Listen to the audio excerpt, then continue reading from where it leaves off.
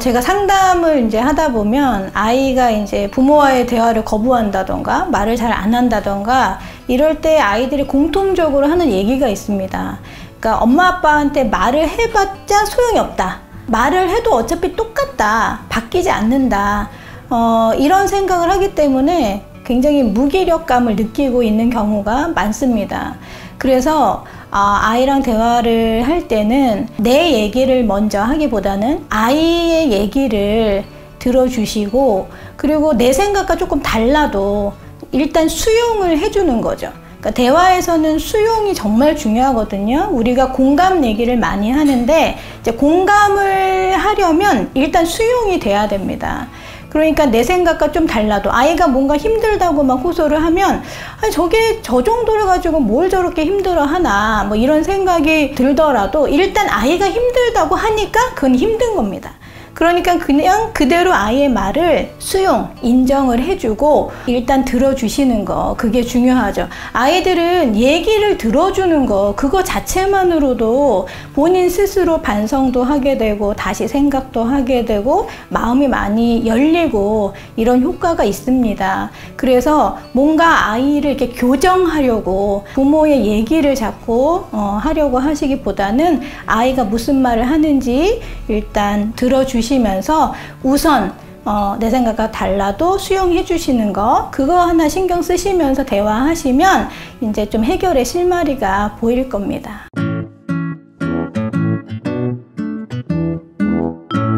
사춘기 자녀와 대화를 할 때는 일단 아이가 무슨 얘기를 하는지 잘 들으시고, 그 다음에 부모가 하고 싶은 얘기가 있잖아요. 엄마 아빠 생각에는 이렇다, 이렇게 얘기를 하고 싶으셔도 아이들은 또 똑같은 얘기한다. 그러니까 잔소리로밖에 듣지 않으니까 우선 하고 싶은 얘기가 있어도 잠깐 그냥 주제 정도를 펼쳐놓는, 아 그래?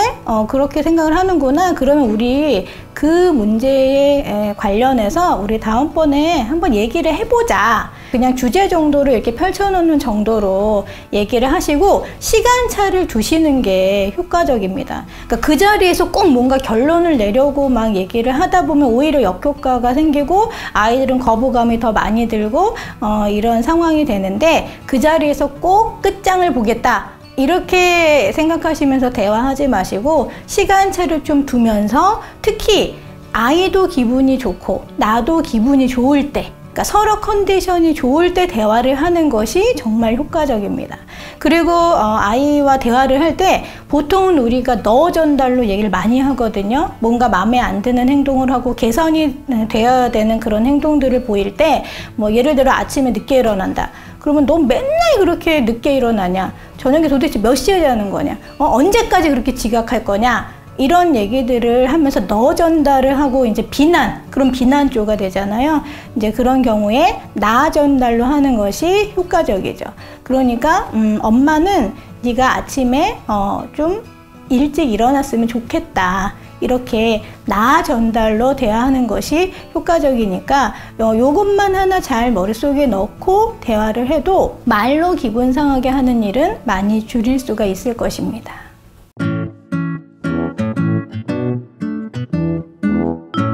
다 아시다시피 훈육을 할 때 소리 지르고 화내면 끝납니다. 그러니까 아무리 좋은 내용이어도 소리 지르고 화내는 순간 대화는 끝나는 것이죠. 일단 목소리를 좀 낮추고 얘기를 하시되, 아무리 내가 옳은 얘기를 하더라도 똘똘이 스머프 아시죠? 똘똘이 스머프처럼 자꾸 옳은 말만 이렇게 따박따박 하게 되면은 인간관계가 별로 안 좋습니다. 부모가 내 말이 옳더라도 내가 옳은 말을 하고 있다라는 것으로 자꾸 아이를 설득하려고 하기보다는 옳고도 친절한 말을 하겠다, 이렇게 생각하시면서 자녀랑 대화를 하시면 일단 거부감이 정말 많이 줄어들겠죠. 일단 마음이 열려야 대화를 할 수가 있으니까 옳고도 친절한 말, 그리고 소리 지르고 화내지 않겠다, 이렇게 생각하시면서 사춘기 자녀랑 대화를 하시면 훨씬 더 부드럽게 대화가 진행될 것입니다.